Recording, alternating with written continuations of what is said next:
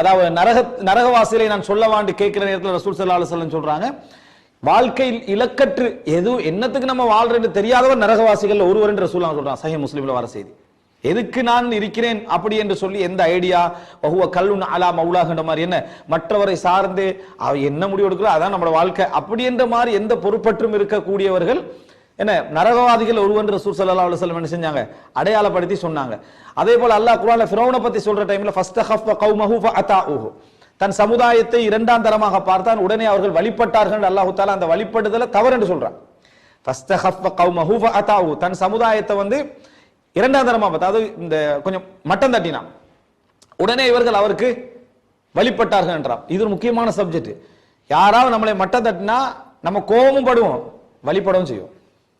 இது முக்கியமா நம்ம புரிஞ்சுக்கொள்ள வேண்டிய விஷயம்.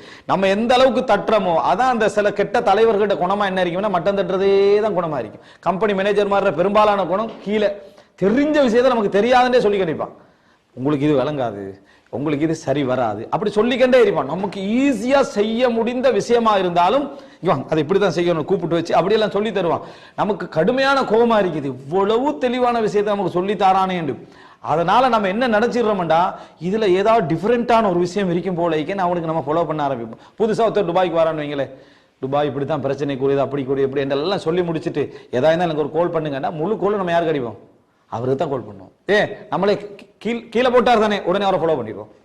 நம்ம கீழே போட்டோம்னா உடனே அவரை ஃபாலோ பண்ண ஆரம்பிச்சிருவோம். உங்களுக்கு விளங்காது, உங்களுக்கு சரி வராது, தெரியாது, எதா இருந்தாலும் எனக்கு ஃபோன் பண்ணுங்க, டீட்டெயில்ஸ் சொல்லுங்க, நீங்க ஃபோன் பண்ணுங்க நான் சொல்றேன் அப்படின்ட்டு போயிட்டோம்னா நமக்கு என்ன பிரச்சனை வந்தாலும் அவரை தான் ஞாபகம் வரும். அதான் ஃபஸ்தஹஃப கௌமஹு ஃபஅதாஊஹு, தன் சமுதாயத்தை இரண்டாம் தரமாக பார்த்தா உடனே இவங்க என்ன செஞ்சாங்க, ஃபாலோ பண்ணினாங்க. என்றைக்கு அவனுக்கு தன்னம்பிக்கை இருந்து நீ சொல்ற அளவுக்கெல்லாம் இது ஒரு பெரிய தேவையெல்லாம் இல்லை, நான் பார்த்துக்கிறேன் இருந்தா அவனை வழிபற்றிக்க மாட்டான், அவனை வழிபற்றிக்க மாட்டான்.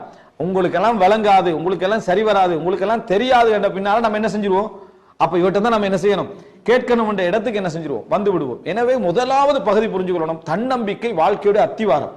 அது வந்து ஈகோ தான். ஆனா அந்த ஈகோ தேவை, அந்த சுயநலம் தேவை.